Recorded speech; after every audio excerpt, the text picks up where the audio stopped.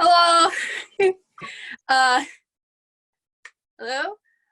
My name is Rose, and in the 7th grade, I got my first crush on a girl. We were both playing a lioness in The Lion King, and we even pretended that our characters were sisters. At the time, I identified as a girl, so this crush meant that I was a lesbian. It didn't take long for me to come out to my friends and family. I knew that they would be super supportive, and I'm very grateful for that. My aunt actually told me that she thought I was very brave for telling everyone. I didn't say anything at the time, but I disagreed with her. I wasn't brave at all because I wasn't afraid.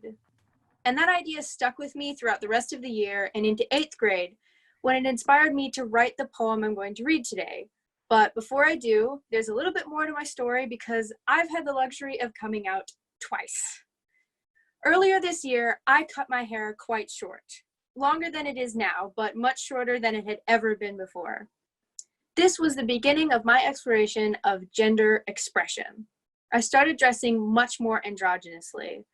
I enjoyed it so much that it got me thinking about my gender identity. Now, gender identity and gender expression are not always linked. You can dress however you want, no matter how you identify. But in my case, dressing androgynously got me thinking, am I a girl or something else? For a while, I wasn't sure. Eventually, I came to the realization that I am not a girl. I'm pretty confident that I'm not a boy either, which puts me in the category of non-binary. I'm still figuring things out and experimenting, but for right now, non-binary is what I am, and I don't need a more specific label than that. Coming out as non-binary to my family was a little more nerve-wracking than coming out as a lesbian, just because I know that gender is often more difficult to understand. I thought about asking my family to use they/them pronouns, which I knew would be hard for them. Because I was so worried about the switch being too difficult, I didn't fully express how I felt about pronouns. I said, I don't really care, and it's fine if you don't, because I wanted my family to know that I understood that not only is switching pronouns for someone you've known for so long difficult, but using they/them pronouns is very difficult when you've never used them before. I overcompensated, and my family didn't switch to using they/them pronouns at all. It didn't take long for me to bring it up again and say in more accurate terms how I felt about my pronouns. They're now all trying their best to switch, which is amazing. I am beyond lucky to have such an accepting and supportive family because not everyone has that luxury. The poem I'm going to read now talks about the people that aren't as lucky as me and have to hide who they are. It's called Closed Doors.